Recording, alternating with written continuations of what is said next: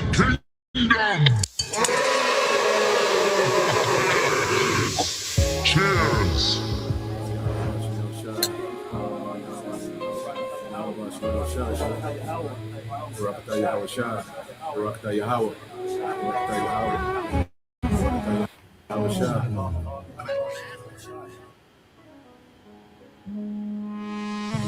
A toast to the king.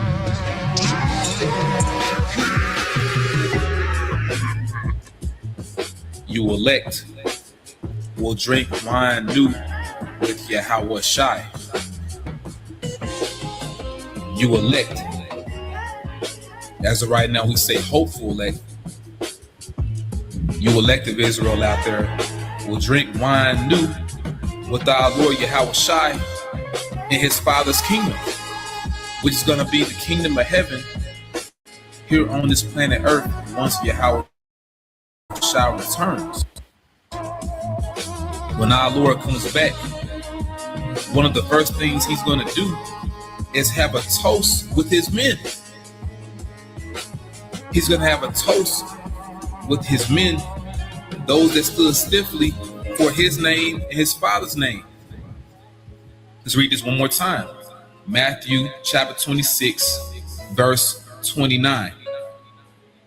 But I say unto you, I will not drink henceforth of this fruit of the vine, which is wine, which is made from grapes, as you know. And our Lord, he loves to drink, man. That's something that our Lord took pleasure in when he was here on this planet Earth. He's not going to do it anymore until he returns to do it with you. Showing just how much he loves his elect, man. He's not even going to drink until he does it again with you. I will not drink henceforth of this fruit of the vine until that day when I drink it new with you in my Father's kingdom. So what a moment that's going to be, man. And you can only imagine the quality of wine that's going to be. Our Lord Yahweh Shai, he has access to different things that we don't even know about, man. Access to different grapes you don't know about. Has access to an entirely different quality of life that we don't know about. But he's going to reveal it to you. He's going to give it to you when he returns. Now, you have what's called a loyal toast. A loyal toast. I'm going to read this real quick. A loyal toast is a salute given to the sovereign monarch or head of state of the country in which a formal gathering is given. In this case, the sovereign monarch or head of state would be Yahweh Shai. He's our sovereign monarch. He controls everything, man. But guess what? He's also going to extend that power to you elect. He's going to share that power with you. A loyal toast is a salute given to the sovereign monarch or head of state of the country in which a formal gathering is given, or by expatriates of that country, whether or not the particular head of state is present. In this case, the Lord will be present. So you're not going to have someone speaking for him giving a toast. He's going to host the toast. He's going to be there, man. We're living in a time we're going to meet Yahweh Shai. You're going to meet him face to face, which is proof also that we have to be changed. We can't meet the Lord like this. He's going to change you. He's going to crown you, and he's going to toast with you. Now let's read some more. It says, it is usually a matter of protocol at state and military occasions and a display of patriotic sentiment at civilian events. The toast is usually initiated and recited by the host, which would be Yahweh Shai, before being repeated by the assembled guests in unison. To the kingdom. Cheers. Sometimes when Akim are among each other, we'll do little small toasts. Brothers may be like La Yashirala, holding up cups. But imagine the Lord himself hosting it, man. And we join in. And I was reading something else, and pretty much they said in order to have what they call a loyal toast, you would use wine. That's the beverage of choice. And once again, our Lord, He's coming back, and we're going to see Him with all that power, man. But He's going to extend that power to you. Now, reading on a monarch, it says a monarch is a head of state for life or until abdication, in this case for life. And therefore, the head of state of a monarch may exercise the highest authority and power in the state. Or others may wield that power on behalf of the monarch. And that will be you joint heirs. You different men that are going to reign with the Lord, man.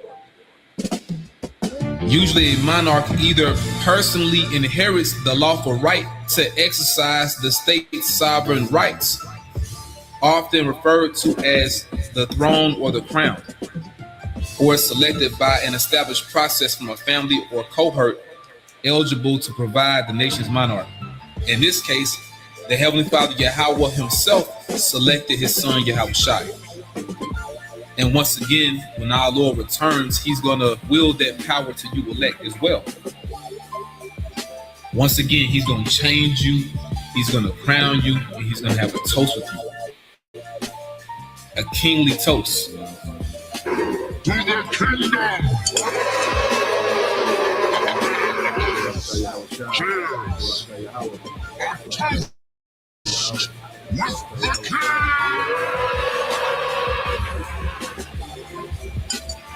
Raise your glasses, my friends. A toast with the king! A toast with the king! Raise your glasses, everyone. A toast to a prosperous future! To the king! To our glorious future!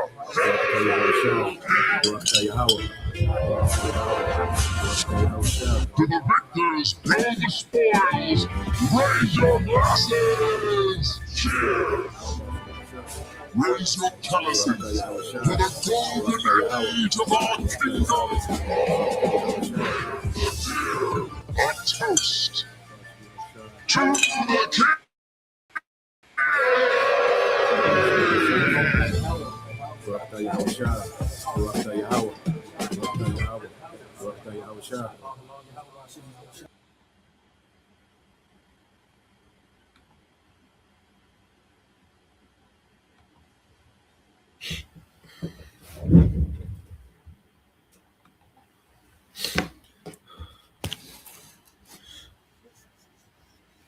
All right, Shalom.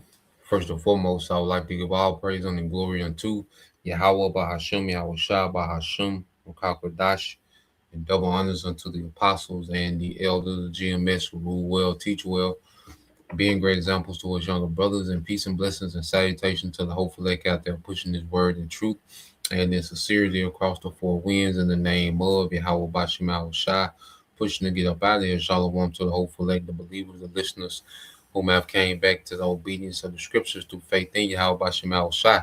All right, going into this morning, news and prophecy, and there's a lot going on. All right, beginning of an authoritarianism. Okay, beginning of authoritarianism, and this is what we're seeing. Okay, this so-called democracy is morphing into authoritarianism.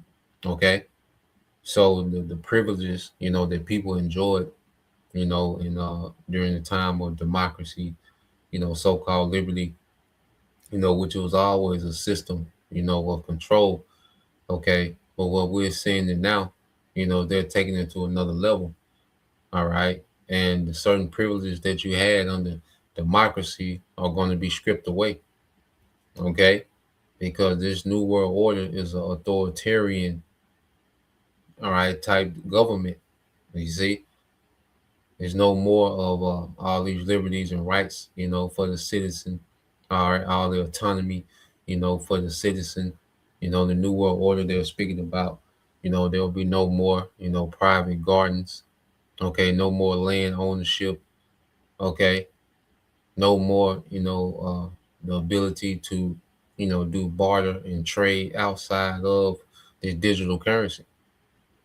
So it's going to be a system, all right, of control that the earth has never seen.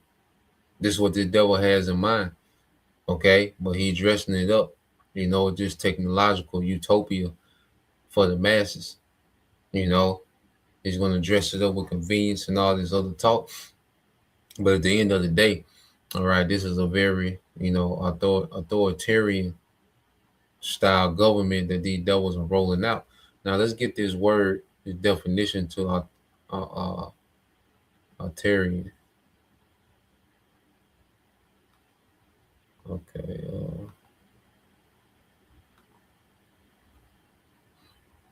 All right. Authoritarian. It says an authoritarian system.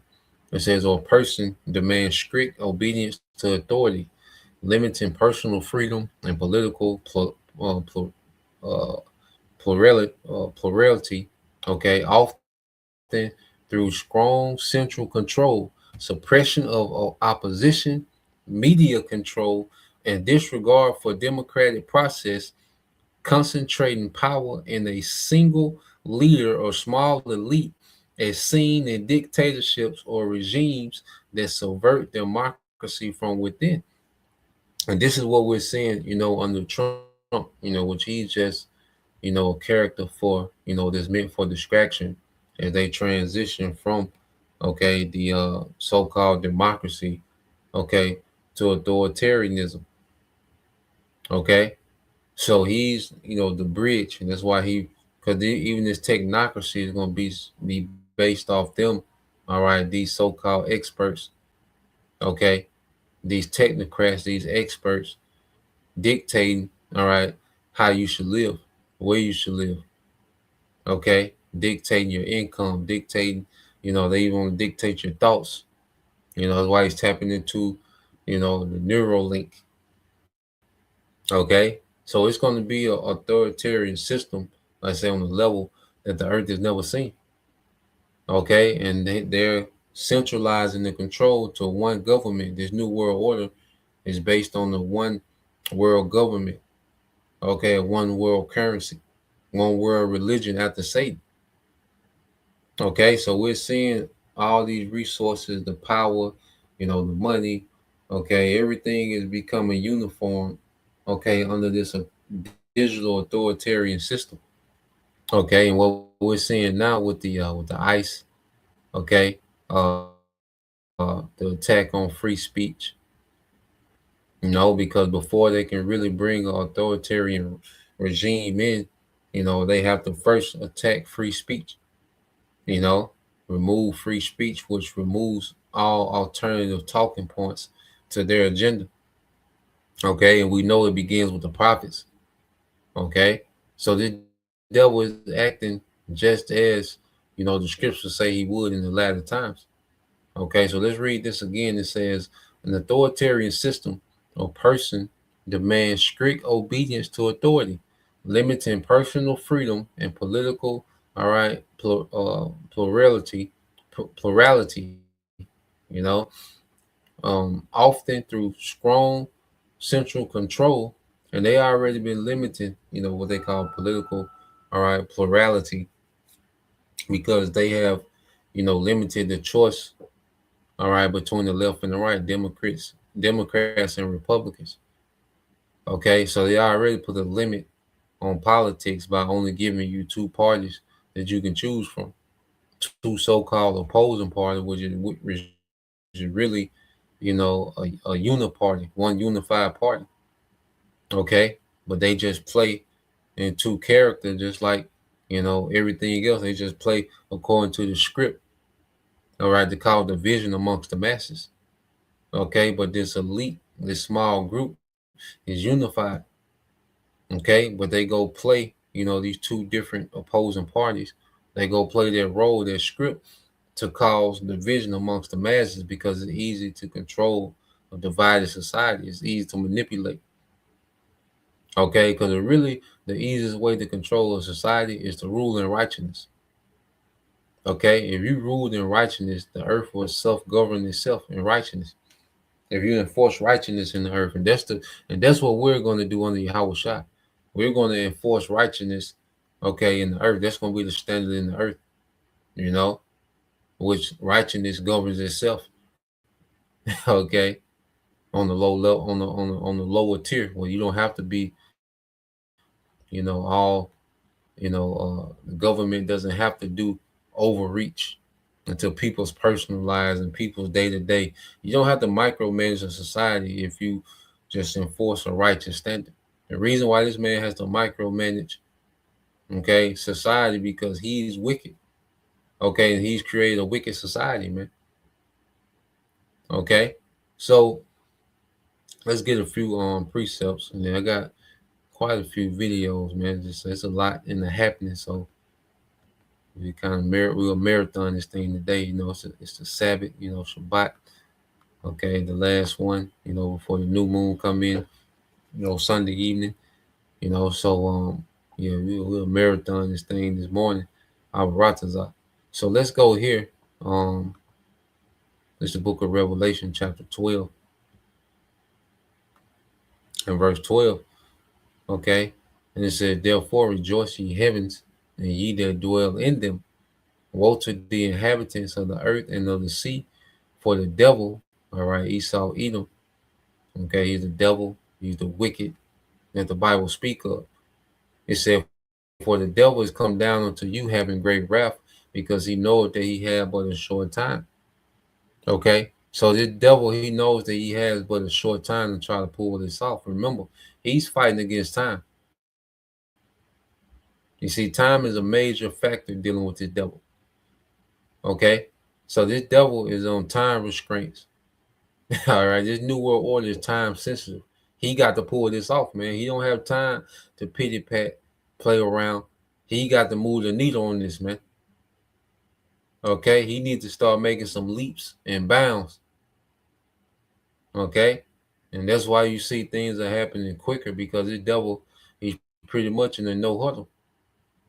Okay, it's tacky, it's thrown together, because this nigga is confined, all right, by time. He's restricted by time. And it's a beautiful thing to see the devil wearied in his counsel, scrambling, trying to pull this off, man. Okay? And we know that everything that this devil is doing, a high priority, he wants to remove the word, he wants to remove the prophets. Okay, when you go to Revelation 12 and 17, it says, "And the dragon was wroth with the woman," and the woman represents Israel. Okay, because no matter how much technology, how much money, how much military might, how much he has the people deceived, okay, he knows one thing: we're the children of the blessing. Okay, the blessing belongs to us. You see, and what he's trying to do with this new world order, okay, he's trying to fabricate his own blessing. You see, he wants to X out our blessing. That's why he wants to, put this device in everyone. Because he mainly wants Israel to be guilty, okay, of selling out. You see, because in the midst of this, you best believe his number one priority is the tribes, man, is Israel. Okay, that's why you're going to see Jacob trouble. Okay, Esau getting ready to mow down a lot of Israelites out here in these streets, man. And he's setting the stage, okay, and he desensitizing people, all right, to the brutality that he's getting ready to bring. Okay, and at the top of his list amongst the tribes is the prophets. Okay, the believers of the church. It says, "In the dragon," which represents the Roman Empire, which is revived, okay, through America, NATO, and the EU. It says, "And went to make war with the remnant of her seed, which kept the commandments of the Most High." And that remnant is the hopeful elect. Okay, because ultimately he wants to wage a war. You see, he can't do nothing against the remnant in the spirit. Okay, so the Lord is pushing this nigga to get carnal. Okay, so the Most High can lift a standard against this man. And see, we got to remember Esau's in the trick bag and all of this, man. No one's more deceived than him. Okay, this devil gets off on deceiving the masses and being, 10 steps, a generation or two ahead of everyone else. Okay, but there's no one on the earth that's more deceived than him. The fact that he think that he can pull this off, this man is deceived. He's hardened. Okay, the fact that he thinks that he's just gonna have his way with the elect, with the remnant, this man is deceived. Okay, the Most High has hardened this man in foolishness, man. Okay, this is a dumb idea what the devil is doing, but the Lord has this man doubling down on it because he's hardened, and the Lord wants to judge this man. Okay, so the Lord has raised up a remnant in the midst of the kingdom of our enemies, man. Okay, and to tell this nigga about himself, man. So it's only a matter of time. Okay, for the devil, okay, the Lord, puts it in his mind to make his move towards, the church, the prophets, man. And that's when things are going to change. There are going to be some martyrs. So when these things happen, we're not shook. We know, okay, this is written. This is part of it. Okay, but that doesn't disannul. But the Lord is going to raise a standard against this devil, man. That he's not going to be able to do nothing with. Okay, so just reading it back from the top, it says, "And the dragon was wroth with the woman, and went to make war with the remnant of her seed, which keep the commandments of the Most High, and have the testimony of Yahweh Shah Hamashiach," man. You know, so you have the prophets that the Lord has raised up with the testimony of Yahweh Shah. As we teach Yahweh Shah, to our people, what his sacrifice meant. Okay, that we have now, you know, um, favor with our power again through that sacrifice. Through us believing on that sacrifice, through us believing in the resurrection. Okay, and also that Yahweh Shai is coming to conquer the earth in righteousness, man. And that testimony is irksome to these devils. Okay, and it's going to eventually provoke the devil to go with his move. Okay, so I got a few videos first. We're going to see, you know, a we're going to constantly see an attack, freedom of speech, you know, and that's part of this digital ID, that they want people to have to get on the internet. Even in the UK, they were saying you was gonna need this ID, for work. But see, in the UK, they pushed back against that, so now they had to scale back, and now the digital ID is not required to work, but they tried to come out there hard. That nigga, what's that devil name? Prime Minister of Britain. Saying some Steimer, some weird, weird Edomite looking nigga. But yeah, they tried to enforce, the digital ID, under the guise of you needed to work. Okay. Well, it was such a pushback that they had to scale back on it. Okay. So the Lord is forcing it to where this devil, he's gonna have to do something drastic. Okay. He's gonna have to do something drastic to really get this thing into the next phase, to really get the civil unrest that he wants, to really get the compliance that he wants. This devil's gonna have to do something drastic, man. Okay, so a 2026, man. It'd be hard. It's hard to believe that this year will pass by without something drastic happen, taking this thing to another phase.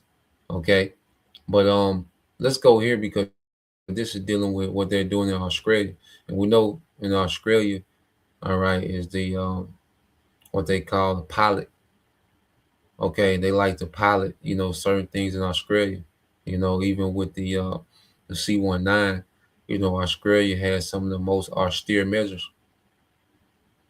You know, so places like Australia, certain places like Sweden, and particular things, they use certain different, countries and governments, as a pilot, to see how these things are run. Okay, so now you go back here to Australia, and now they're supposedly about to pass certain bills, okay, to crack down on, what they call hate speech, which that's been a topic, amongst, you know, policymakers and lawmakers, okay, for the last several years, okay, and ultimately, they want to cut out, any alternative narrative and mainly this word. Okay, so let's play this. All right. Let's talk about Australia. Well, next week, Australia will take up consideration of their combating anti-Semitism, hate, and extremism bill in Parliament. This is one of the most draconian pieces of legislation hit the English-speaking world. The Green Party has now come out posting their concerns, saying they will not support it in its current form, and that it may have some unintended consequences. You think? It's funny. Their concerns seem to go the opposite. They don't think maybe it goes far enough. They think, hey, why are we just covering like religious Jews, like against anti-Semitism? Why shouldn't we also cover LGBTQ plus? Like, let's put everything we can into this hate speech bucket. Okay. Have they gone completely insane in Australia? Here to help us understand what is happening is Maria Z. Welcome back to the show from Z Media. Great to have you here, keeping her eye on the pulse of everything what's happening there. How close are we to seeing these things actually passed, Maria? Great to see you. Great to see you as well. Thank you for having me back. It's yet to be determined at this stage. It looks like the Greens do want some amendments made, as you said. The opposition party, which is actually, so the party in power at the moment is Labor, which is kind of like the Democrats here. The opposition is the Liberal Party, which is actually supposed to be more like Republicans. But Australia is very similar to the US in the sense that what you have most of the time is a uniparty. So the opposition, and they have their two-party system everywhere.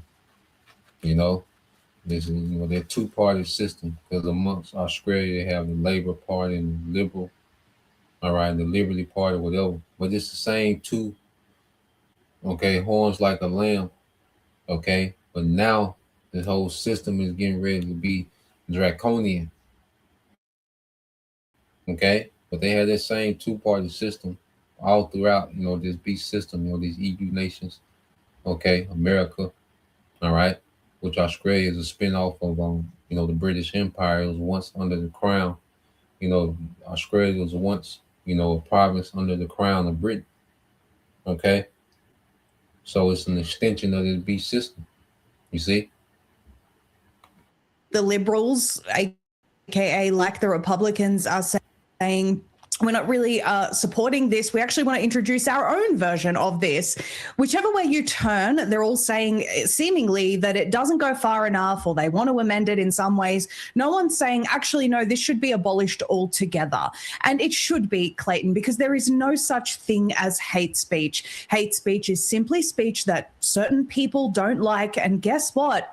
You're not God. You don't get to decide who is and isn't allowed to say what they want to say. And it's just insane to me. But what we do have is this lockstep approach across multiple countries. We have similar pushes here in the US for these types of hate speech laws. So people in America should be paying attention to what's happening over there, because similar arguments are being made here. Now, if you want, I can take you through some of the most egregious points in this bill. It says that it criminalizes speech that merely causes fear, even if no harm occurs, and it results in 5 years.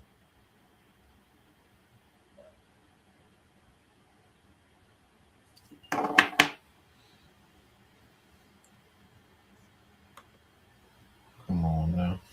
4726.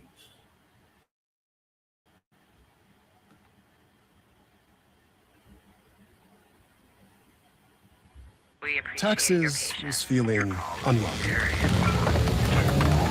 Now Texas? Absolutely. Yes, lucky,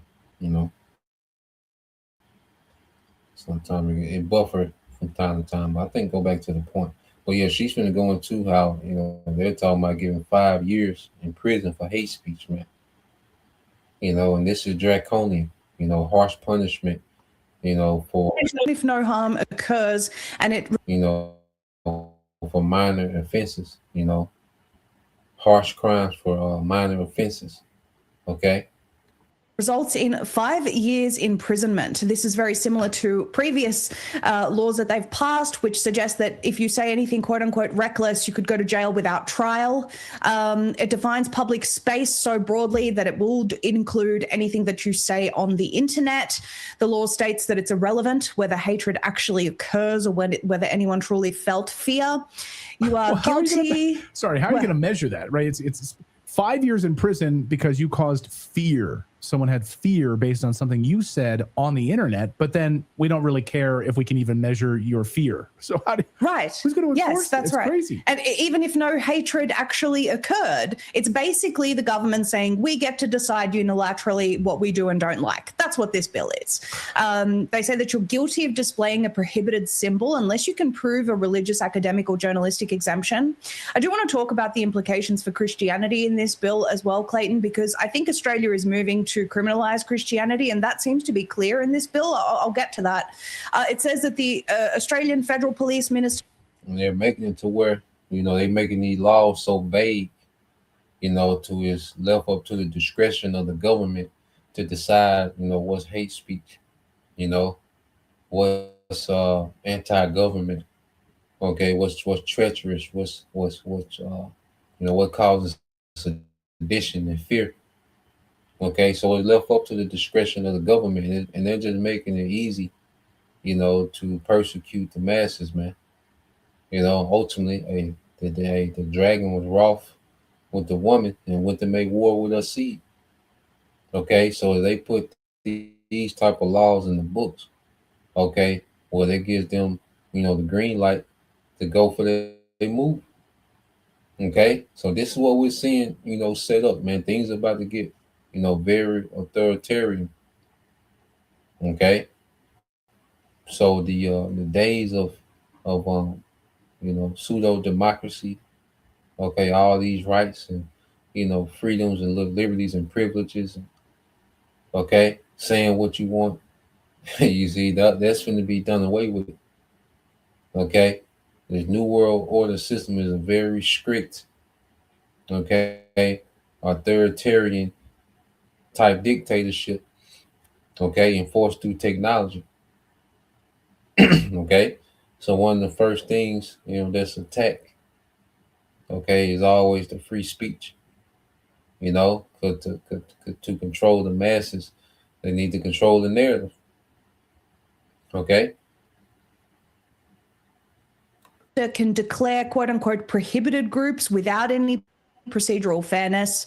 So they decide who is and isn't prohibited. Obviously, this will have implications for any political parties, Rise Up or community action groups, people form groups, push back on legislation, for example. They could suddenly declare they're prohibited or hostile to the government.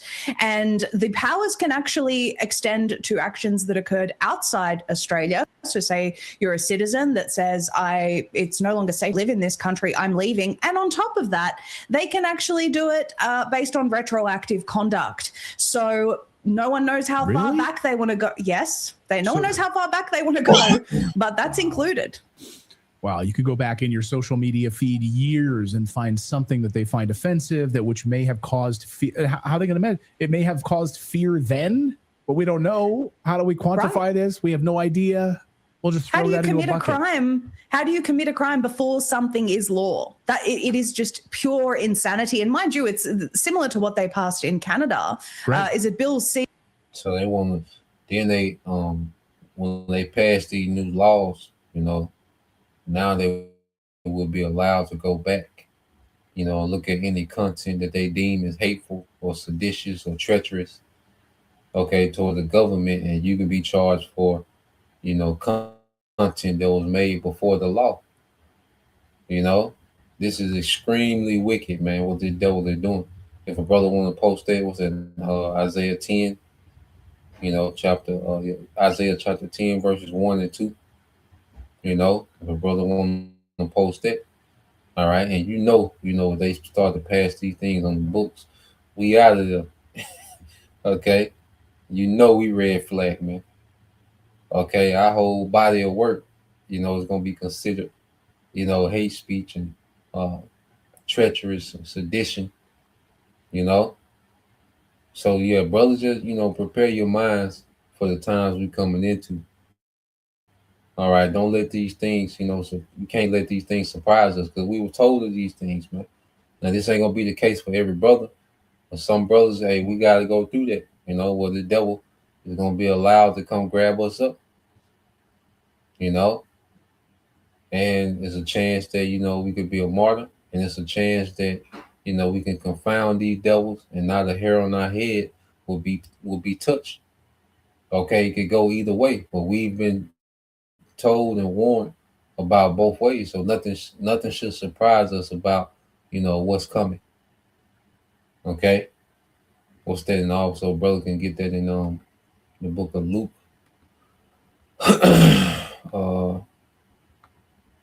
Might be quite a few. I might have to go to it myself. Matter of fact, let me go to that now, and then we'll come back to this video. Let a few minutes of that video play. So let's go here real quick. Let's get these two before I get there. So this is the book of Isaiah chapter 29 and verse 20. And it says, "For the terrible one is brought to naught." And this is Esau. And see, what we have to understand, this devil loses. Okay? He gonna, lash out. He gonna throw a tantrum. Because that's what this nigga doing. He's throwing a tantrum, man. He's a big child in rulership that's throwing a tantrum, man. Okay? But he's finna lose. He's finna be brought to naught, man. The Lord finna strip Esau from everything. All right? The Lord gonna destroy his military. He's gonna take his this money, this banking system that he's enriched himself with. The Lord's finna destroy everything the devil has and everything that he's built up. Okay, his power and authority, he's gonna be brought to naught. Okay, so we have to understand this is the end game. So when we're in the midst of, dealing with the persecution and, possibly being snatched up and, as pilgrims in the earth or whatever situation the Lord has us in, okay, we have to always keep in mind that this devil is going to be brought to nothing. Okay, this devil, he's running on fumes. Okay, and with his last, little piece of power, okay, he's finna lash out. And it says, "And the scorner is consumed, and all that watch for iniquity are cut off," man. Okay, so this devil, his rulership is coming to an end. This is he's at his expiration date. Okay, and he don't want to let go. Okay, and he's getting ready to throw a tantrum. Okay, and we have to understand the number one priority on their target gonna be the prophets, man, because we have the testimony of Yahweh, which the testimony of Yahweh, the devil is defeated. Because these certain truthers, they go into certain things. They, you got certain insiders that the Lord had, privy, to certain information that we use to edify. Okay, but they don't have the message of a victory over this man. Okay, at the end of their message, they're gonna try to sell you some gold or silver. Okay, or you see a tent, a fishing rod, you know, like our boy Paul, you take Paul talk about, when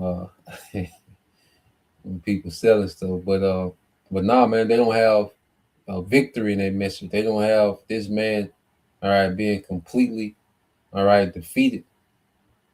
Okay, they don't have the end of this. They don't speak the end of this man's empire and rulership.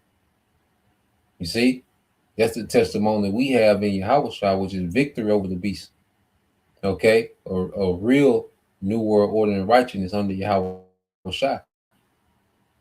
Okay, the earth needs new management, man, not new systems, new management. Okay, the earth needs a personnel change. Okay, not a system change. Okay, but the whole personnel, which by default, this new personnel is going to incorporate new systems of righteousness, man. Okay, but just trying to change the system within itself, that's not the solution. No, it's a personnel change that needs to happen. Okay, Isaiah 29 and 21 says, that make a man an offender for a word, and lay a snare for him that reproveth in the gate, and turn aside the just for a thing of naught, man. Okay, so this man is getting ready to make, people an offender, okay, for a word. Okay, any word that's against him and his wicked empire, he's gonna make it to where you're an offender. You see? He's finna lay all type of snares and traps with these different codes and bylaws and all these different terms of agreements. All the madness that this nigga paperwork, is full of snares and traps. Okay, so let's go from there. Let's get this in the book of Luke. Yahweh Shah put us on game, man. So he gave us a rundown on both ends of the spectrum. All right, this is the book of Luke, chapter 21. Okay, and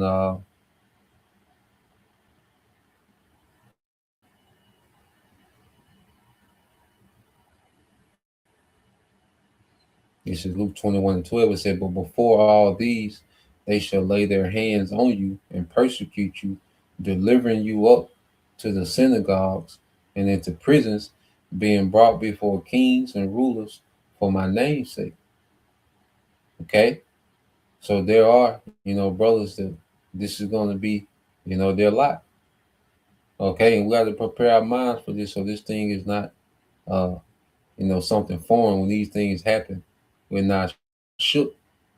Okay, so Yahweh Shah was telling us these things so we wouldn't be shook, man. Actually, the complete opposite, man. That hey, this gonna be a faith booster, man. Okay, because these things were spoken of. Because if this is true, if these devils, they start grabbing us up, well, everything else is true. You see? So for the believers, everything that happens, okay, that we read about and we was warned about, when these things happen, they should be a boost of faith, like in the book of Acts. Okay, if they was beaten, for teaching Yahweh Shah, and they rejoiced in that, because they understood that we was warned of these things and they happened. So if this is true, everything else is true. Okay, immortality is true, rulership is true, man. Okay, Yahweh Shah coming to wage war on our behalf, man. Us going in those chariots, man. Okay, a little one become 1,000, a small one, a strong nation, man. All those things are true as well. You see? So that's the mindset we want to have going into these times, man, because we could be, okay, in many different situations, but we've been warned of them all. Okay? Behold, the devil shall cast some of you into prison. Be thou faithful unto death, and I will give thee what? The crown of life, man. Hey, we're going to have rulership over eternity, man. You see, authority over eternity under Yahweh Bashim al-Shah, man. You see? And this is something this world doesn't offer. What we're promised, this world doesn't even begin to offer, man. Okay? And it shall turn to you for a testimony. Settle it therefore in your hearts not to meditate before what ye shall answer, for I will give you a mouth, okay, and wisdom which all your adversaries shall not be able to gainsay nor resist, man. Okay, and the Lord, if we're snatched up, that's because the Lord wants us to testify. Now, whether that testimony leads to us, being beheaded, okay, or that testimony leads to us, the Lord working a miracle through us, okay, either way, however it play out, it is what it is. Okay? Yeah, we still got the victory no matter what. Even in death, the elect had the victory because of what? The resurrection. You see? So we have to look at death differently in these times, man. It's not a loss. This world looks at death as a loss, man, but for the hopeful elect, that's still a victory, man. There's still a triumph over this system because, we died on our feet and not bending the knee to this system, man. We died, all right, in honor of Yahweh Shah. Okay, being faithful to our power. Okay. And that's something that can't be taken away, man. Esau can't take away the legacy of the elect. Okay, he can't tarnish the legacy of the elect. Okay, it's written for them, to have a righteous report. It's written for the hopeful elect to have a righteous report, man. Lord will be of that number. It said, "For I will give you a mouth and wisdom, which all your adversaries shall not be able to gainsay nor resist. And ye shall be betrayed both by parents and brethren and kinfolk and friends, and some of you shall they cause to be put to death," man. Okay? So these things shouldn't, be a surprise to us when, these people betray us, man. It's part of it. Betrayal is part of it, man. Okay, there's a lot of people when this pressure comes, they're gonna flip. There's a lot of people that's gonna flip, man. Okay, that's a part of it. You gotta already count their cost. We've been put on game to where nothing should surprise us coming down the stretch. Okay, nothing can happen to us that's not written. Okay, that the scripture didn't prepare us for. Okay, so we're betrayed even unto death. Okay, it was written. And that's how the Lord wanted to play out. You see, but that doesn't separate us from death. Doesn't separate us from that victory, because we're going to be raised up. Those that have to die are going to be raised up on that chariot. As hey, death ain't gonna stop us from seeing the lake of fire. Our enemies destroyed, defeated. Okay, death can't stop that for the elect. Okay, and we have to be rooted in that understanding. And it says, "And you shall be hated of all men for my name's sake, but there shall not a hair on your head perish." Okay, so you're gonna have some delivered to death, and you're gonna have some that not a hair on their head gonna perish. Okay, so Yahweh shot prepared us from both sides of the spectrum, man. Was a victory in it all. Okay, it says, "In your patience possess you your souls." Okay, so no matter what circumstances we in, man, we have to remain patient and wait on the Lord's favor. Okay, and if it's the lot, okay, if it's our lot, to be beheaded for the witness, well, He gonna give us a spirit to endure that. So we still gotta wait on the Lord either way. But what's not an option is bending the knee. Okay, but denouncing Yahweh by Shema shot, man, for this beast system, nah, man. Then we always have these examples of our forefathers, how they stood in the paint during the execution, man. Okay, let's go here to the book of Daniel. All right, when it was made a decree, okay, for them, to bow down to the image, okay, which we're in the same position, okay, as they call them Shadrach, Meshach, and Abednego, okay, which is uh, Hananiah, all right, Mishael, and Azariah, okay, in the Hebrew, okay, but as Nebuchadnezzar, gave this decree to bend the knee to his image, which this devil Esau Edom, he's getting ready to give the decree to bend the knee to his image, man, which is going to be this MOTB, which links you to, all right, his new system of AI, digital public infrastructure, replacing the Most High with technology. Okay, that C-HIP is a small device, okay, but it hooks you up to a global system, man, of rebellion. It links you to a global system of rebellion, man. Okay, and it's in the image of Esau Edom, the devil. Okay, so this man wants us again to bow down to his image.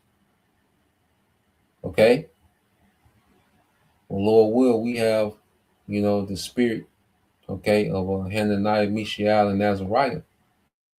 Okay, it said, "Nebuchadnezzar spake and said unto them, Is it true, all right, O Hananiah, Mishael, and Azariah, do you not serve my gods, nor worship the golden image which I have set up?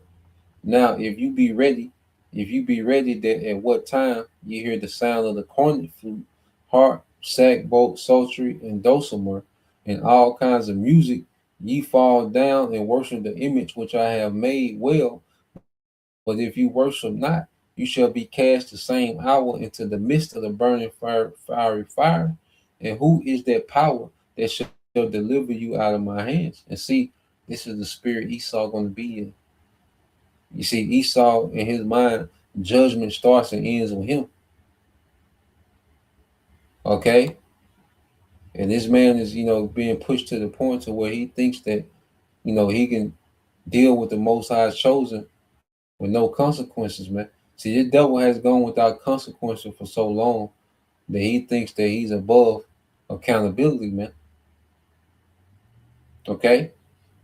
So we're going to be put, to the furnace, man, in these trials that we got coming, as believers. Okay? So it says, Hananiah, Mishael, and Azariah answered and said to the king, "O Nebuchadnezzar, we are not careful to answer thee in this matter, man." So there's a spirit on them, to be unmovable, to stand boldly.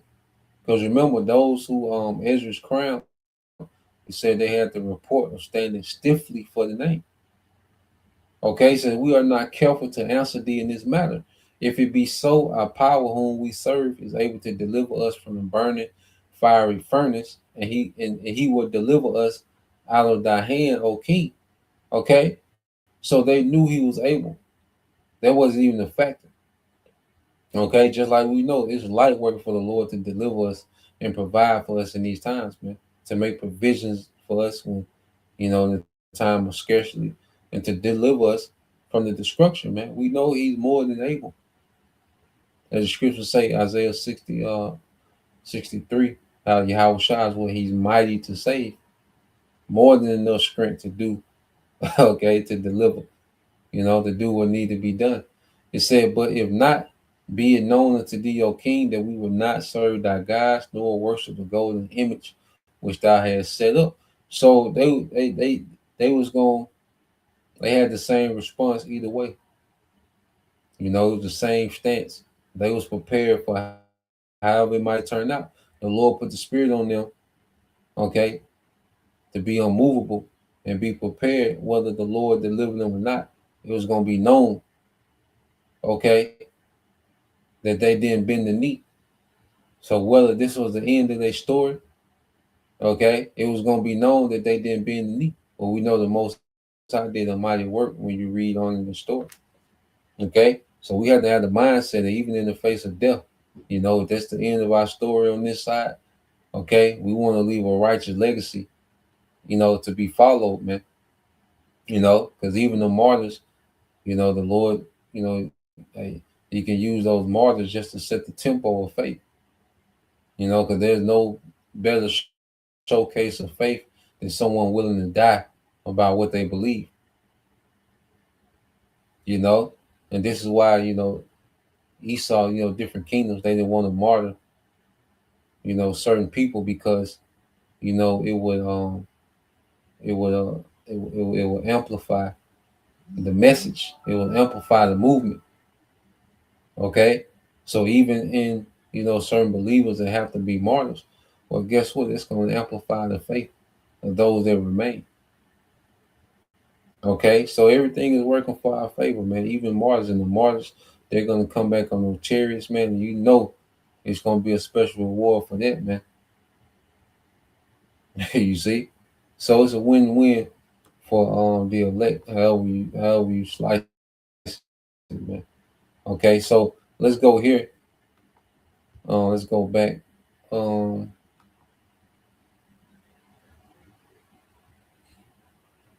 play a little more of this on Australia. The C93, I think, forgive me if I'm wrong about that one, but there are very similar bills in Canada.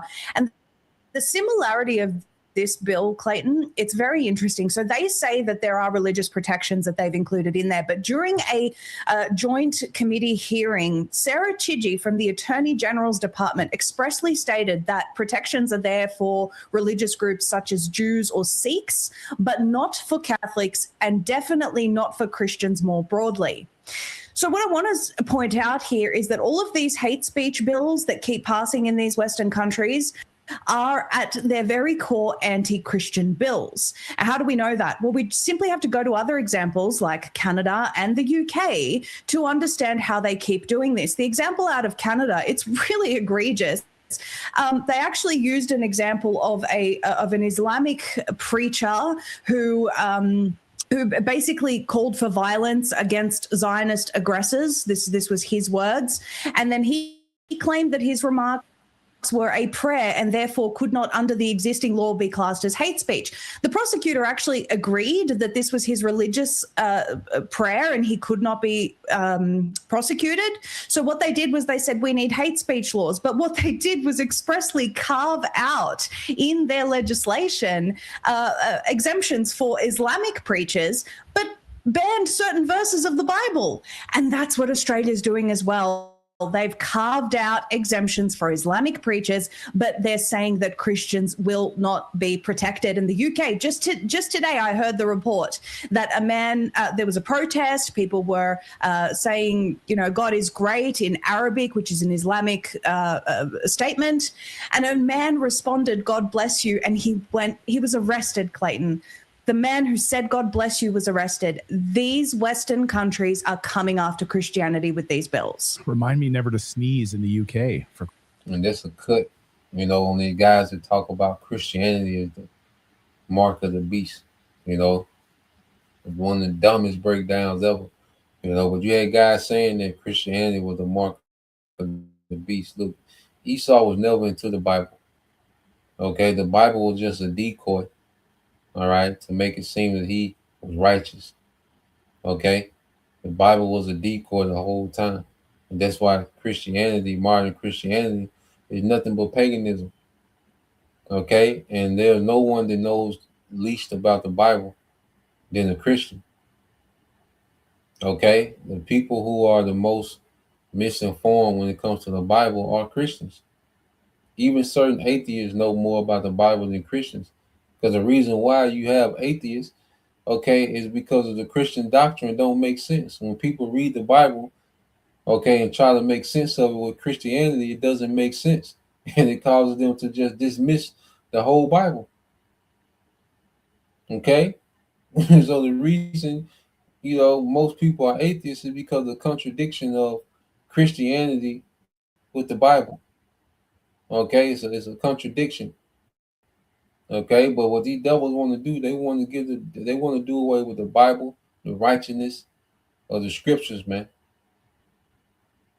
Okay, that's what these devils want to do away with, because in the new world order, okay, there is no Most High. Okay, it's just him and his technology. Science did this. All praise science. That's what he wants to bring about. Okay, his science. You see, so let's go from there. Well, get this. So now you have that. Now it was a spirit, because we just went into Scott Riddle's yesterday. Well, the other day, I don't know if that was yesterday or not, but so you got this happening with Scott Riddle. Supposedly he was debanked. Now with Scott Riddle, I think he's compromised. And we use these men. As we go into these World War III updates and what's to happen, there's certain men that we use, that I use. Okay, and I used to be on Scott Riddle heavy, but I fell away from when because after he got apprehended by the FBI at the airport a few years ago, he kind of switched stance a little bit with his talking points. Every now and then he'll say, some things that's on point, but I noticed since he got, scooped up by the FBI, that a few years ago, that he kind of changed some of his talking points. Okay. So this is him saying that he has been debanked, by the government, okay, for his talking points. You see? And I said, I believe he's compromised, could be, could not be, I don't know. He's an Edomite. Now with Larry Johnson and Conor McGregor, okay, they are part of this little clique of ex-military, that's all about, exposing, the wickedness within, American, foreign policy, geopolitics, and, military, okay, missions, you know, so forth and so on. Okay. But this guy here, Scott Ritter, I'm on the fence with this guy if he's compromising now. But let's just listen to a few things he's saying, because whether they put him up, to say this, the psyops, okay, for people that speak, loosely against, the government, the wickedness, calling out America for the wickedness. This is a psyop to cause, fear. Okay. But let's play this, man. Hi, everyone. Judge Andrew Napolitano here for Judging Freedom. Today is Friday, January 16th, 2026. Our dear friend and colleague Scott Ritter joins us now. Scott, I want to talk to you at some length about what has been happening in the streets of Iran and what may very well be a coming new relationship between the United States and Russia. But before we get there, you were subjected to what Maurice Stans, Secretary of Commerce in the Nixon administration, once called the terrors of justice, the government doing whatever the hell it wants to do to somebody without any justice whatsoever. What happened to you the other day when you tried to use your regular bank card to put gas in your car? Look, I think, gosh, I've lost track of time. But I took my wife out to dinner the night before the incident in question, and the card worked fine. Paid dinner, gave a nice tip. On the way home, the yellow light in my car dinged off. The one that says you got to put low fuel, you got to put gas in it. Don't worry about it, honey. I'll take care of it in the morning. Why not? I have a debit card that works. I mean, we have money in the bank. This is the digital economy that we've grown accustomed to. No cash in the wallet, no cash at home, all the money in the bank. So next morning I drove my wife to work and I went to the gas station to fill up the tank and tried to use the card, and it got declined. And so I called my wife and I said, hey, did we make a mistake? Did we run out of money in checking? Do we need to transfer money from savings? She said, no, we've got plenty of money in checking. I said, well, could you just double check? And she went on the online banking app, Citizens Bank, 26-year relationship. And all of our accounts were zeroed out. We had no money, not just in our checking, our savings, but in our joint accounts with our daughters, because as good parents, we kept joint accounts there in case our kids ever called us up and said, hey, mommy, daddy, we need help. And we wanted to be in a position to say instantly, here's the help. So they zeroed those out too. In total, around $2,500. For all the people that think Scott Ritter's rich, there's the evidence. $2,500. What did you learn made this happen? Well, I immediately called the local, our bank managers, who we have good relationships, and they said, we have no idea what happened. And I said, well, we need to find out. So we started bumping up the chain of command. The first thing we found out is corporate would not talk to us. Corporate said, we have no legal obligation to talk to you. And I said, you most certainly do. And they said, we most certainly don't. And I pushed the issue, and the manager backed me up. And what we found out, they said, look, we sent a letter to you.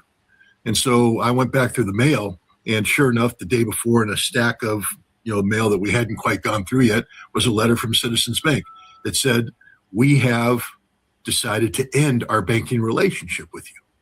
And we have taken all your money, and we will issue you literally at the thing, it says, Citizens are no obligation to disclose to you its reasons for closing the accounts. And at this time, Citizens policy prevents disclosure of any information concerning the decision to close the account. And again, I didn't accept that, so I pushed and made a series of phone calls, and finally got Citizens to tell us who did this. And it was, a priority investigations unit within their fraud department that only responds to input from the federal government. And the input that they respond to are called suspicious activity reports. And I asked the local bank manager, did you submit any suspicious activity reports? And she said, no, there's nothing you do that's suspicious. You coordinate with us on everything. I said, that's right. And so it turns out that somebody in the U.S. government triggered Citizens Bank at least 3 times with suspicious activity reports. And then what happens is you automatically get designated as a high-risk client. And then under the, every time when you open up your bank account, that thick pad of paper that they print out and they open up the last page, say sign here. Well, in there in the small print says that Citizens or any bank can terminate your account at any time if you're deemed to be a bad investment risk. And if you get designated as a high risk client because of suspicious activities report, they automatically debank you. And this is by design. The House Judiciary Report, when going through the January 6th, how the U.S. government targeted them, said this is used all the time by the FBI, all the time. When they don't like you, they simply go in and go ding, ding, ding, algorithm click, you are debanked. It's a tactic that has been used. I think the U.S. government the Biden administration had a code name for choke point. And it's just a standard tactic that's been used forever by the United States government to harass anybody who dares do things that the U.S. government's not happy about. You see, it's not about me breaking the law. If I broke the law, FBI guys be coming through my door, they'd seize my accounts, they'd freeze them, seize them. I wouldn't get the money back because it's bad money. That's not what they did. What they did is simply abuse a loophole in a law written by Congress, and Congress has acknowledged there's nothing they can do about it. Literally nothing. They call the FBI and the FBI says, we didn't do anything. And the banks say, we can't talk to you because you wrote the law and said when a suspicious activity report is filed, we don't tell anybody. Who filed these? Well, suspicious activity report can be filed for no reason at all. Can be absolute BS. Do we know who filed this? Federal government. That's the truth. We don't know who in the federal government did it. I have reason to believe that it's the FBI because the National Security Division of the FBI has declared war against me since 1995 and has gone on record saying they are going to destroy me and my family. And so I have every reason to believe that they're continuing to live up to this threat. So yeah, and whether this is true or not, all right, but the fact that it's being put out there, to let the world know, that these devils, they have the ability to debank you, okay? Based on your political stance, they can deem you a high-risk investment, okay? And they can just zero you out. You see, and we come into these times, man, this could happen. We can't, we just, scripture say, be not ignorant of small, any matter small or great. But that's Sirach 5:15. If a brother want to post it, it's the book of Isaiah 10:1. Okay, the brother Tyler Hansbrough. And it says, GNT, it says, you are doomed. You make unjust laws that oppress my people. Okay. And we know ultimately the devil, he's going to start using all type of tactics. You got the RICO Act. Once because if he can, because he can deem, the camps as a criminal organization, and he can freeze all assets, of everybody that's associated, all these channels with GMS on it, and giving double honors to the apostles in the name of the Heavenly Father and the Son. He can link all that to this is an organization. Okay, and just freeze all assets.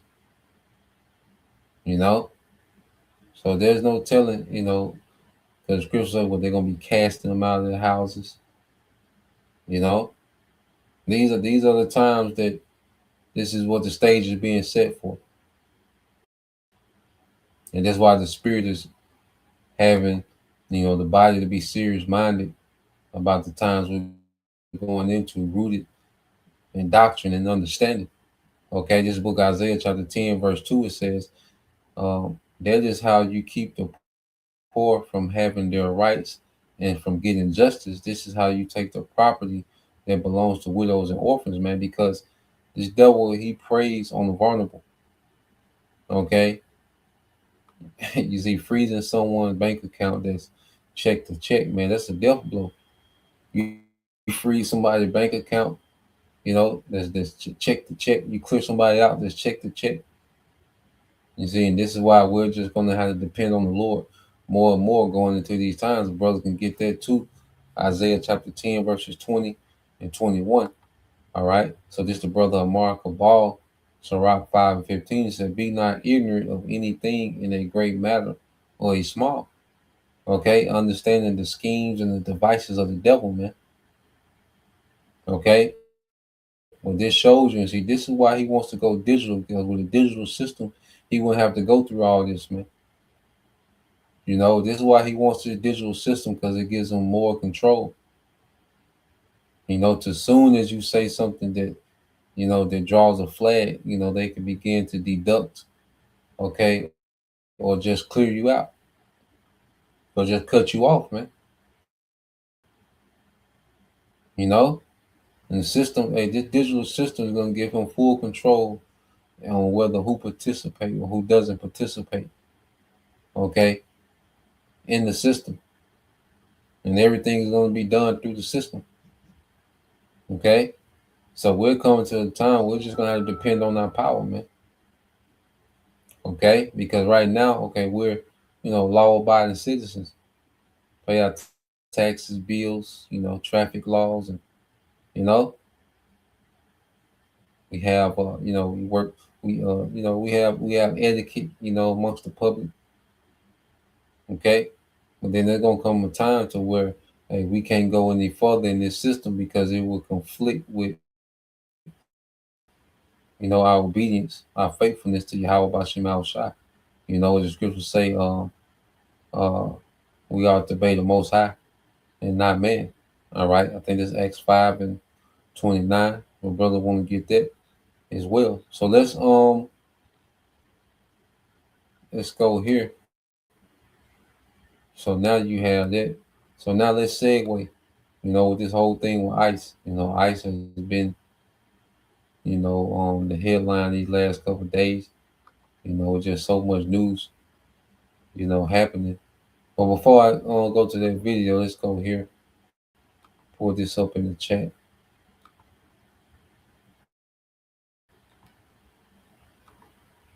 So I just asked the chat, could digital infrastructure give an authoritarian regime more control and make central government more efficient? It says, yes, digital infrastructure can simultaneously make an authoritarian regime more efficient and give it significantly more control.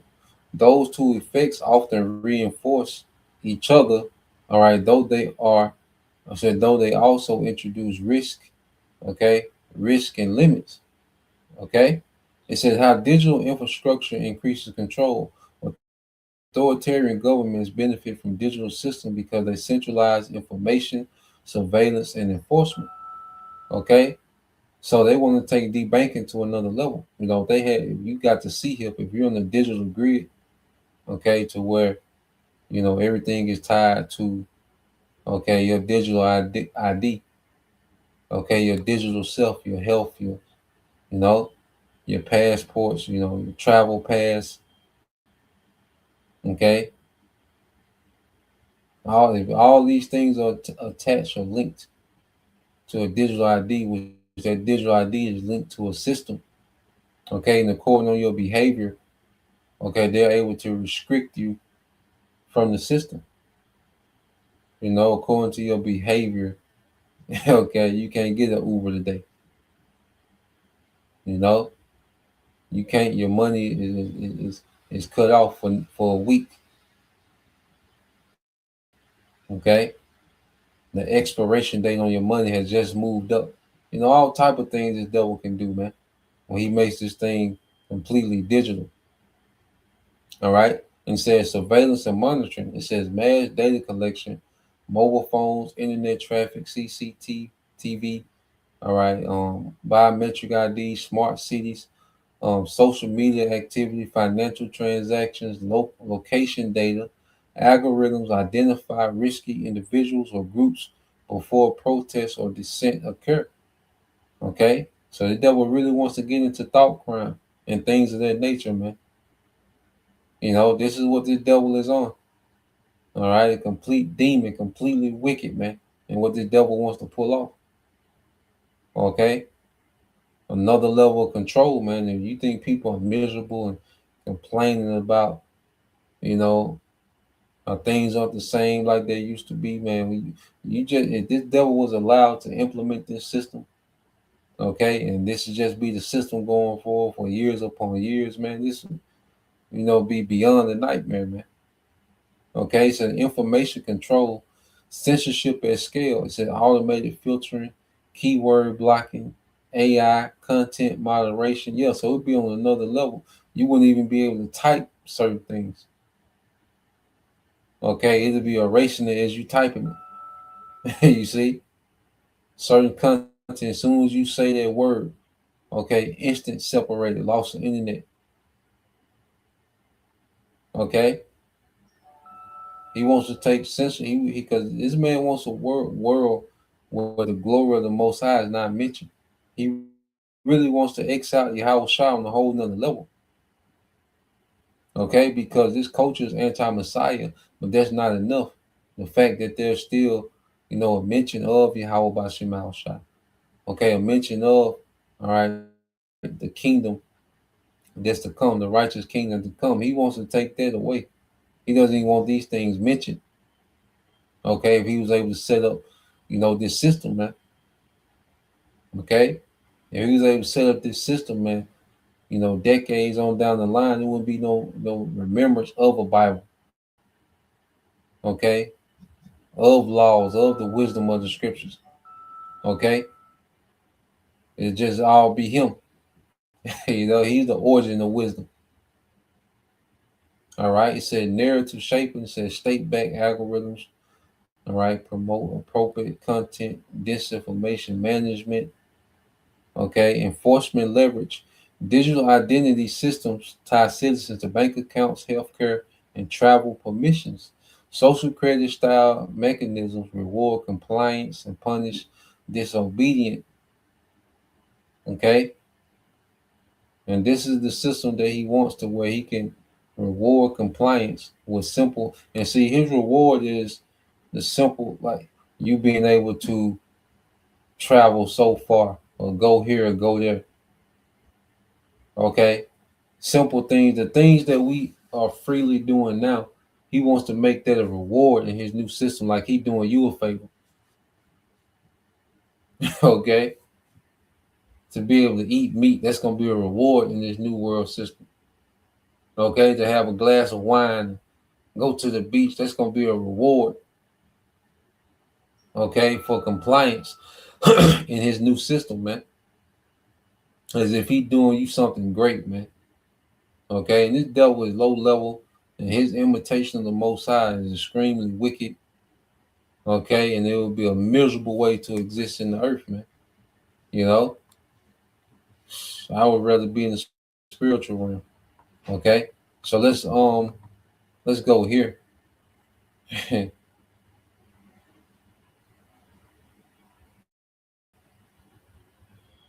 Oh, what happened? They cut the video.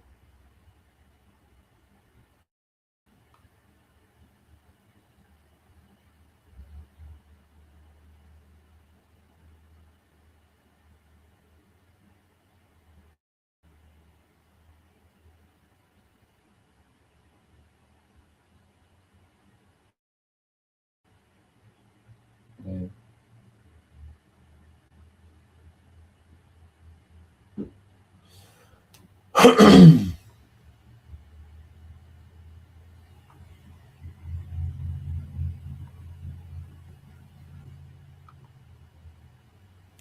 Can y'all hear me? I don't know what happened. Let me know if we back. I don't know if they.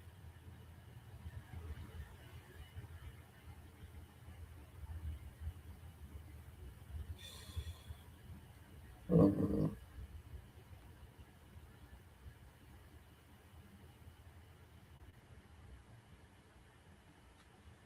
Let's see.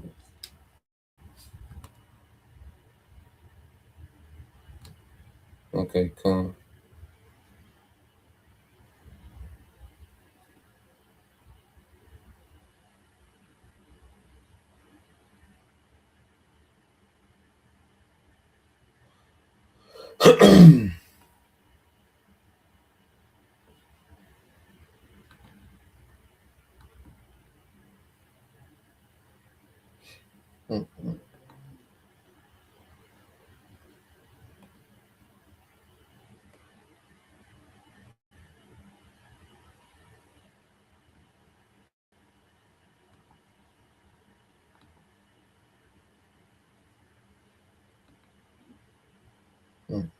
Let me know if y'all can hear me.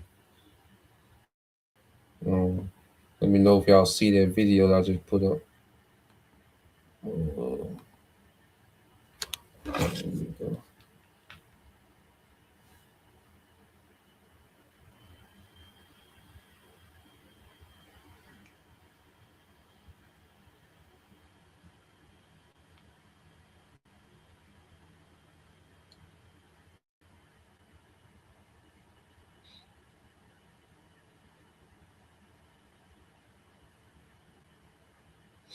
Okay, come. You know. So yeah, I don't know what happened. You know, goddamn devil. Okay, so let's segue here to dealing with what's happening in Minneapolis. Which it seems like they're using this as a staging ground. To first, because he's doing multiple things at the same time. So first, we know these devils want to desensitize people to law enforcement brutalizing civilians. You see, it started with the northern tribes, and people, they cheerleaded that, America was with it. Then it worked its way to the southern tribes, these inner cities, federal law enforcement, he federalized, the law enforcement in these inner cities, your Memphis, Chicago, and DC, etc. Okay. And then what we seen of late, all right, by them, you know, supposedly, all right, unaliving this Edomite woman, well, they were sending a message to the people, that they at war with everyone,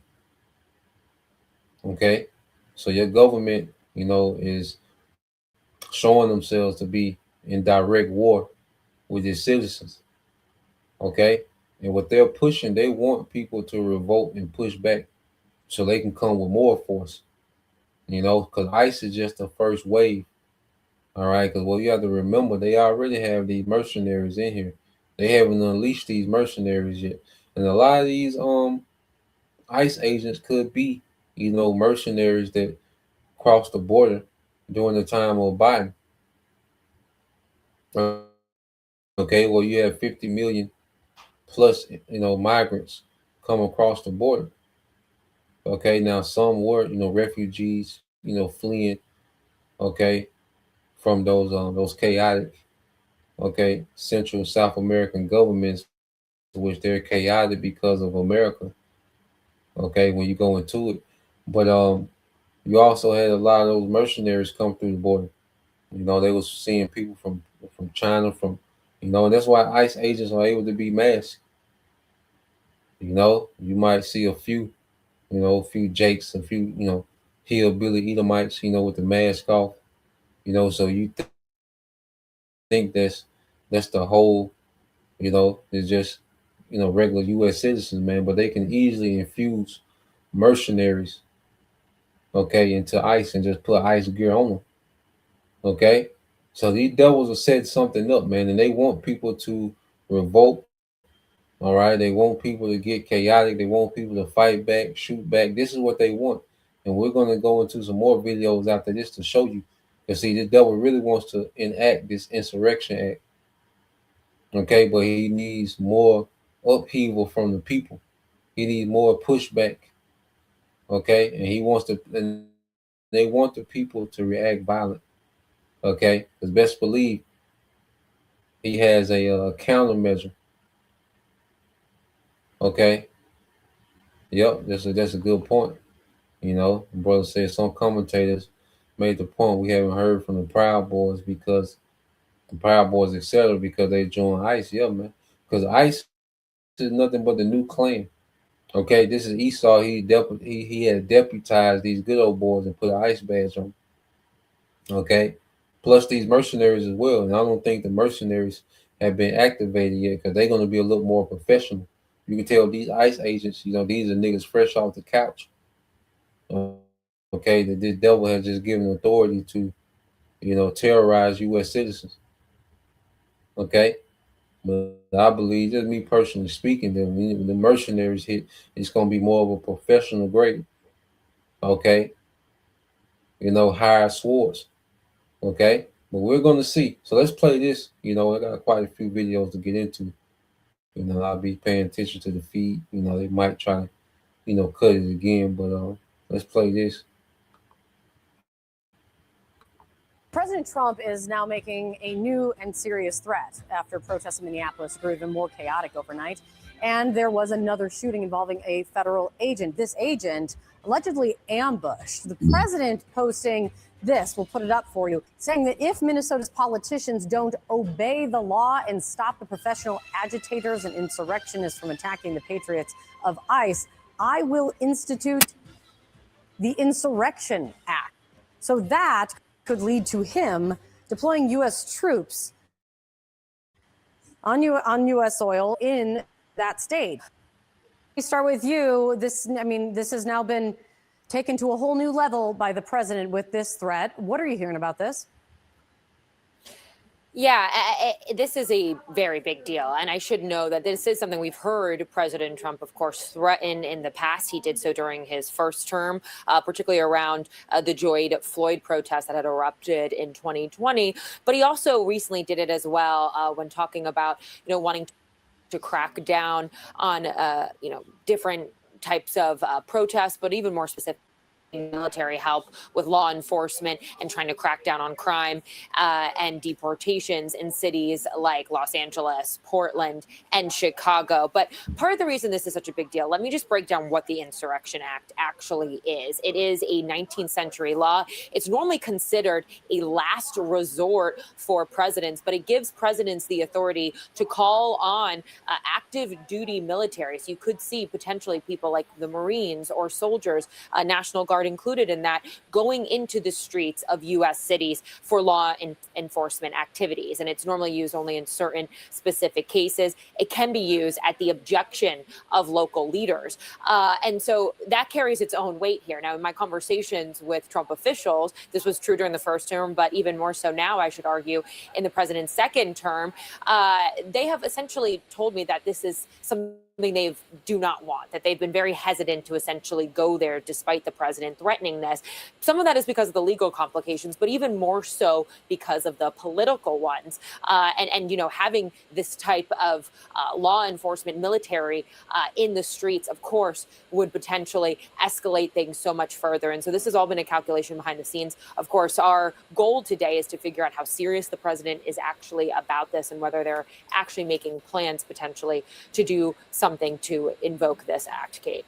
Absolutely. Elena, thank you so much for that. Joining us now, Andrew McCabe, the CNN senior law enforcement analyst and former deputy director of the FBI. Andrew, thanks so much for joining us. Last night, as you know, Minneapolis saw yet a new wave of very disturbing protests and clashes with police. 1 week ago was the ICE shooting death of Renee Good, and now the president is threatening to invoke what's called the Insurrection Act. 5 years ago, Minneapolis was rocked by violent protests after the police murder of George Floyd. Andy, is Minneapolis sitting on a powder keg right now? Absolutely, they are, Wolf. And I think you saw that very clearly last night. I think the chaos, the escalation in violence, the overly tactical way that law enforcement responded to that assemblage of protesters, they're all very obviously related to the fact that the law enforcement team on the ground having to deal with this situation is not one that is trained for or equipped for or experienced in dealing with large crowd control. These are federal agents. They're not police officers. There's not as many of them as you would need to handle a large crowd. Think about the way that we've seen effective law enforcement responses to large crowds, large protests, whether they be over the George Floyd death or whatever. You typically see a massive number of police officers in riot gear, not carrying shoulder-fired weapons, but rather carrying shields and sometimes batons, less than lethal weapons. And they basically move together in a very systematic way to regain territory and disperse the protesters. Right now, you have a much smaller force, totally focused on a tactical response. Half of them are carrying M4s and other very heavy shoulder-fired weapons, rifles. This is a powder keg, and last night you saw it just about go off. Yeah, it's just not good all around, right? And now you have the president threatening this morning to invoke what's called the Insurrection Act. He said, quote, if the corrupt politicians of Minnesota don't obey the law and stop the professional agitators and insurrectionists from attacking the patriots of ICE who are only trying to do their job, I will institute the Insurrection Act. Let's remind everyone of what the Insurrection Act is. It allows the president to deploy the U.S. military domestically and use that force against citizens. It can only be employed if there's an insurrection or interference with state or federal law. So, Andy, as a former deputy director of the FBI and acting director, do you see any grounds to legitimize the use of the Insurrection Act here? You love building high-performing websites, but you don't love having to chase clients. No, absolutely not. I think there's a lot of indicators on the ground that point towards the need for a much better and very different law enforcement response. This is, we have had, unfortunately, violent protests in this country for a number of different reasons, different issues over the last couple of years. And in not one of them has any other president declared to bring in the United States military to take over a city under the Insurrection Act. What you have here is the government, unlike the response to George Floyd, this is an issue in which the government could very quickly de-escalate the tension and the violence on the ground simply by conducting their business differently, right? By pulling back some of these ICE officers, by bringing a less aggressive tactical approach to this entire issue of finding people who are illegally here in this country. That's why there's violence. See, it was never about finding people that were illegal, okay, in the country, okay? It was to get U.S. citizens used to authoritarian law enforcement. Okay, look at the vehicle, man. This is an MRAP, man. This is a war vehicle. Okay, these are vehicles that they use for, anti-mine, you see certain missions that they will carry out, in the desert. Okay, look at the vehicles that they're using, man. All right, they're at war with the citizens. Okay, and what they're doing, they're allowing ICE, to infiltrate these different cities, different strategic points. Okay, so when these devils make certain decrees and there's true, all right, unrest and protest, they're gonna already have law enforcement in place, man, and they want you people, all right, to go crazy, man, because he wants to enact the Insurrection Act. Okay, that's why they're trying to provoke you, man. That's why they did this to an Edomite woman. They thought for sure doing this to an Edomite woman, then she was a leftist, okay, which we know all there was a psyops, but they wanted a great reaction, man. Okay, they wanted a bigger reaction than the one that they're getting, because now, they're using AI, and other means. Okay, they're using AI and other means to get you people to provoke. Yeah, like you said, bro, it's real tacky, man. See, this nigga gonna have to Esau gonna really have to come out with something, man.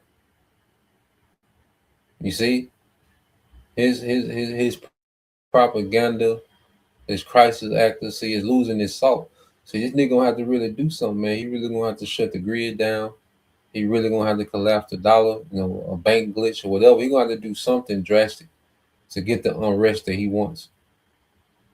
Okay, because he done normalized people so much, to the police shooting people that, Jake thinking about the national championship, man. What Miami gonna do? Miami back to you. A nigga somewhere throwing up to you. Okay, they're not thinking about Renee Good. Okay, she gonna be a lost thought. Okay, but before the weekend over with, and say especially after that college national championship, niggas ain't gonna be thinking about no Renee Good. Okay, so this nigga gonna have to do something drastic, man. Like the brother said, man, it's a bad Hollywood movie. It's a lot of acting, man. I've been watching footage, and it's just been terrible acting, man. Like I said, the devil, he gonna have to do something. He gonna have to really pull something off major, man. He gonna have to cause a black swan event, as they say, something drastic. Okay, let's go here. This brother says, "A prince of the power." It says, this Isaiah 19:4 says, "And the Egyptians will I give over into the hand of a cruel lord, and a fierce king shall rule over them, said the Lord of hosts." Okay, so what we're seeing is America has been given to a hand of a cruel lord. And see, Trump is nothing but a puppet for the elites. Amalek, they're all about cruelty, especially amongst the vulnerable. Amalek get off on being cruel to the vulnerable.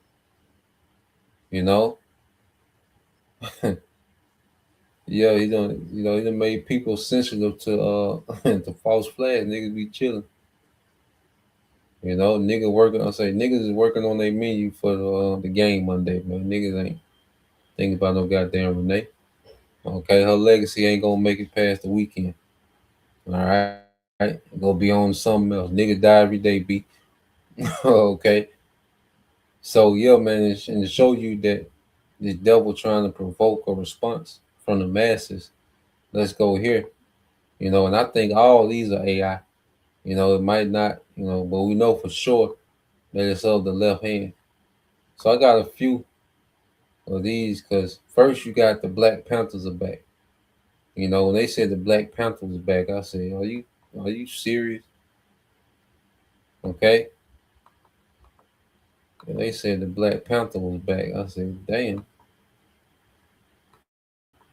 This nigga is desperate, man. Esau desperate, bro. The Panthers, Yeah. So now the Panthers are back, man. Showing you that this nigga want a reaction. He definitely wants you Jakes to crash out. He definitely wants you Jakes to crash out. So now, supposedly, the Black Panthers are back on the scene. All right, to resist ICE. Okay, so let's play this. Black Panther. Let's go ahead on and check this out. No ICE agent ever run up on me. I guarantee you they won't. I put a hole in their chest the size of a window. Safe line repair, safe line replace. That's what's gonna happen. They touch me. Unarmed woman was killed by ICE. If you think you're about to come and brutalize the people while we're standing here, come around and find out. Our interactions with the police and ICE, and we hold them accountable. We hold them accountable. We patrol the community and we hold them accountable. The Black Panther more aggressive now, you dig? Carry bigger guns and we don't take no shit. Places where there are a lot of immigrants at, I think that the community around them needs to take special care to them and needs to start escorting them to and from everywhere to make sure that they're safe. Because them ICE agents ain't gonna act like that if it's a bunch of people standing outside with assault rifles and shotguns. It's a semi-automatic shotgun. That means them shotgun shells that shoot out of a pump, they shoot them rapidly. If you are gonna legally arm yourself with something bigger than what they got. those who serve in the public, they should be fearful of the public. They should be fearful that the public is going to be dissatisfied with their job that they're doing, not feeling like they're tyrants, not feeling like they're bullies because they got guns and body armor and walkie-talkies. That makes them immune to whatever the people would do. I think you want to correct the ideology of the pig and the mentality of the slave catcher. You meet them with equal force. All power to the people. No power to the pig. The first. This nigga said the pig. I ain't heard nobody call it police the pig since the 70s, man. You know? But this is what they want you niggas to get, you know, militant. Okay? So this nigga done brought out, you know, 4 niggas, okay, with them city trend jackets and put a Black Panther patch on these niggas. And now the Black Panther Party is back in effect. Okay? Talking about escorting immigrants. Nigga, it's 7 of y'all niggas. Okay? Who the hell y'all gonna escort? So, you know, this is tacky, man. This is terrible, man. Okay? This is terrible, man. You see? And more than likely, like I say, there's AI. Okay? Yeah, Jake got the, you know, 4 niggas and now the Black Panthers is back.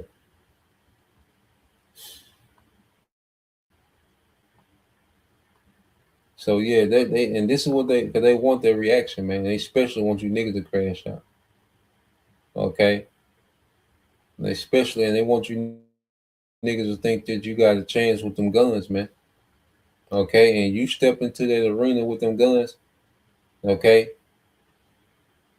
The Most High gonna give you over, okay, to the Esau is on in the playing field of humans. Okay? Esau is a guy with this weaponry, man. Okay? When you go into that arena with weaponry with Esau, okay, he gonna eat your lunch, man. Okay? But as we trust in our power, we got something that's way above. You see, a gun is finite. When we tap into the power of Yahweh Bashim al-Shah, it's infinite. Okay? So yeah, man, you're gonna see a lot of AI, you know, that want people to crash out, you know, they're making it seem like there's some type of resistance, okay, against ICE. I got a couple more quick shorts. And I think all this is I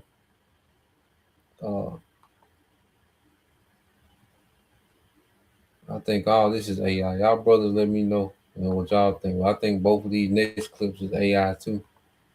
Okay. Well, let's let's play this one here. No, you ain't stepping in here. Back what? This is my house. Get off my porch. You hear me? Nobody gets snatched from my table. That's right. Tell them. You want soul food, you pay like everybody else. How many more times do we need to spell it out? It's AI, you company, AI, you water it down. I told y'all last week, you can't be in here harassing my people. Man, there's a very simple illustration going on here. Absolutely not, stepping foot past this move aside. We have business or not, you're not on the list. Private property is private property. That is the law. You're not residents and you won't bully your way in here. We're federal agents. Not yours. I don't care if you're... No, you ain't stepping in here. Back what? This is my house. Get off my porch. You hear me? Nobody gets snatched from my table. That's right. Tell them. You want soul food, you pay like everybody else. How many more times do we need to spell it out? It's AI, you company, AI, you water it down. I told y'all last week, you can't be in here harassing my people. Man, the argument. There's a very simple illustration going on here. Absolutely not, stepping foot past this move aside. We have business or not, you're not on the list. Private property is private property. That is the law. You're not residents and you won't bully your way in here. We're federal agents. Not yours. I don't care if you're... Yeah, man. So they, you know, they're pushing like it's some type of resistance. Okay, and they want you people to crash out with ICE. Okay, and you think they will let a nigga walk up on them like that? Okay, you think they will let this big back nigga walk up on them and they just got their hands in their pocket? Okay, or you think that little bellhop at their hotel All right, you think that little narrow ass Edomite is stopping them? Okay, and then people saying that's private property, private property. Well, you people don't know the law. Okay, because according to the law, if you have a private property that's open to the public, well, federal law enforcement has jurisdiction on that private property. So if you have a restaurant, hotel, movie theater, stadium, park, okay, yeah, it can be privately owned, but if the public has access to it, then law enforcement has access to it. Okay, so just because you are on so-called private property, well, guess what? According to the law, the jurisdiction of federal law enforcement, okay, is able to enforce law on anything that's open to the public, whether it's privately owned or not. Okay, and Judge Napatano, if I'm saying it right, he did a rundown that on Redacted. You know, I did a video on it. You know, but I have to see if I can find it. But they call it something. I forgot what they call them type of buildings that's privately owned. Okay, and but they open to the public. You know, it's a certain terminology they use. You know, when dealing with that. But I got one more. You know, and I know this was short AI. You know, so this post ICE agents trying to gain access to private gyms. So let's see. Hold up, back it up. Sir, we need to come inside. Members only. You don't belong here. Turn around. We're looking for someone. It's official business. Not in my lobby, you're not. Take it outside. Command. Hold up, back it up. Sir, we need to come inside. Members only. You don't belong here. Turn around. We're looking for someone. It's official business. Not in my lobby, you're not. Take it outside. Command. Hold up, back it up. Sir. Yeah, man. So, you know, a lot of this is just AI, you know, and they want a reaction out of the masses, man. You know, there's people on the comment board, you know, cheering and, you know, they're doing more than Congress and all this and that, you know, but they want a reaction, man, and they want you niggas to crash out. They want you people to crash out, you know, and they want the insurrection act, which would justify them needing more force. Okay, I'm trying to see did I have something else? I know I had quite a few. Oh, we get into that.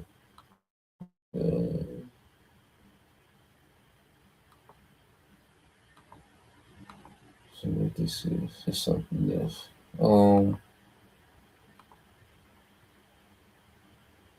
You know, so they're making a big thing out of this, man. Let's go here. Let's get a few precepts.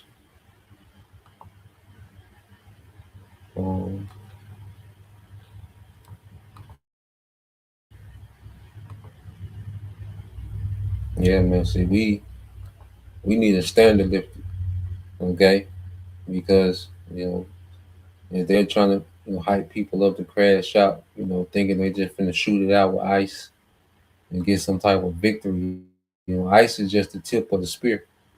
Okay, you best believe is this devil trying to provoke you, that he got something else in store once he provokes you.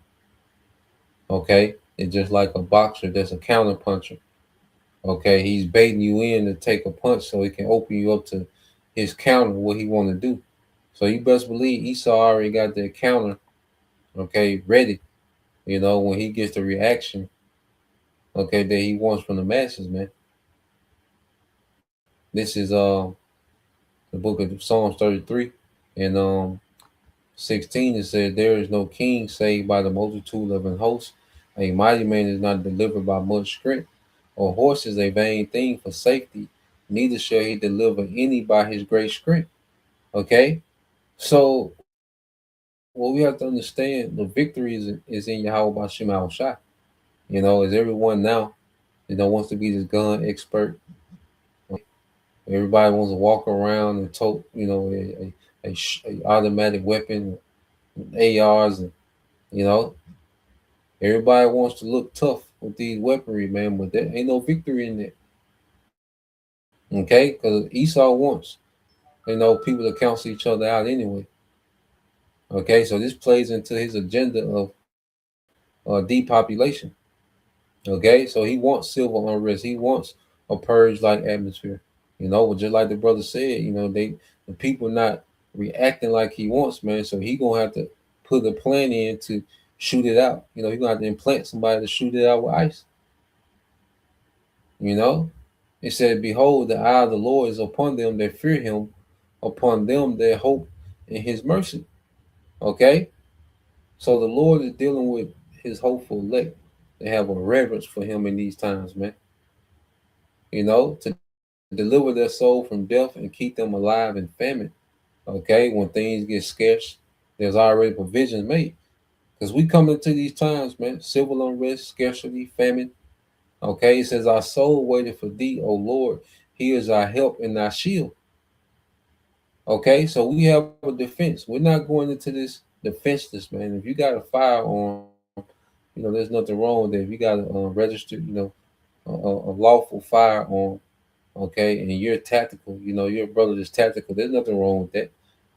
Okay, well, that's not the victory. You see, you got your weapon to protect, you know, your person and your house and, you know, whatever. But ultimately, the victory gonna come through Yahweh Bashim Shai, because we're not going into these times defenseless. Okay, the Lord gonna put plays together, man. It's already in place. You know, the Lord just causing. He just setting the stage for Him to show that power. You know, but the Lord already got it. You know, planned out. Okay, for His elect in these times, because it's going to be sorrows on every side, as the scriptures say. He says, "Let Thy mercy, O Lord, be upon us according as we hope in Thee." You know, and the only thing that's going to matter is whom the Lord has mercy on. Okay, you thinking you some type of quick draw McGraw, okay, and you finna go through these times, you know, as you know, John Wick, you know, a nigga got in his mind like he finna be, okay, John Wick, okay, you finna be out of there, man. Nah, man, we need, okay, spiritual power. That's why your brother got this. You call Judah, Romans 8:6, for to be carnally minded is death. Okay, so you're gonna have a lot of people that's gonna crash out. It's gonna be provoked to crash out. And this is what I want to say too, man. What all these wild young niggas that shoot up everything, man? Where are these niggas at, man? Where are these young wild niggas that everybody praise for being so tough and so badass? Where are these niggas at, man? Okay, all these, you know, the rap video. Where all these niggas at in the rap video with these guns? Okay, it'd be one, you know, the rap video. You have one nigga rapping, okay, and there's one room apartment, but there's 70 niggas in that one room apartment with guns, man. Where all them niggas at? Everybody was outside. All, you know, before Trump started dispatching ICE, everybody was outside. You know, everybody was talking about switches. Where are these niggas at now? Okay, showing you that these niggas ain't crazy like they put on. They just know they can get away with you know, being violent towards Jake. Okay, because this system is meant, you know, for Jake to catch bodies. You know, Esau let these little young niggas run loose on each other, man. Okay, and them niggas know that, you know, they can catch a Jake slipping. Okay, but these niggas ain't crazy as they've been putting on. Okay, they said, "For to be carnally minded is death, but to be spiritually minded is life and peace, because the carnal mind is enmity against the Most High, for it is not subject to the law of the Most High." Okay, neither indeed can be. You know, so we operate in the spirit, man. The Lord is going to give us, you know, spiritual powers, man. All right, it's going to far surpass. Okay, it's going to far surpass anything that this devil got, man. Okay, because it's going to be through the Lord we overcome, you know, what this devil, you know, is getting ready to do, what he's setting the stage for. Okay, but he wants to drag people into his arena, which is carnality. Okay, but we're going to stay in the spirit and the power, you know, that we're going to get to combat this, man, is going to be in the spirit. Okay, which is something that's it's not going to be anything that you can quantify. You see, you can quantify his weaponry, 50 round clip, 100 round clip. Okay, you can go this far, it can only penetrate this, you can't penetrate that. But see, the spirit ain't got them limitations. When the Lord turns up the spirit ain't bound by the laws of physics and certain limitations, man. And that's the power that we want, man. And then that gives the Most High the glory. You see, it says this Psalm 44:4 said, "Thou art my King, O power, command deliverances for Jacob. Through thee will we push down our enemies. Through thy name will we tread them under that rise up against us. For I will not trust in my bow, neither shall my sword save me. But thou hast saved us from our enemies and hast put them to shame and hated us. In the Most High we boast all the day long and praise thy name forever. Salah." Okay? So it's going to be through the name, the authority of Yahweh Bashim al-Shah, we get the victory, man. Okay? It's not going to be with weaponry of this world. It's going to be a power that's not of this world, man. The Lord going to lift a standard that this world has never seen. Okay? The glory of a gun, we seen it. Okay? What they on John Wick 5? Okay? You just seen the glory of a gun. Okay? Now it's time for the Lord to show his power, and it's going to be through his men. And the boast's going to be to the Most High. Okay? So we know, okay, matter of fact, let's go here. Let's get this in Isaiah.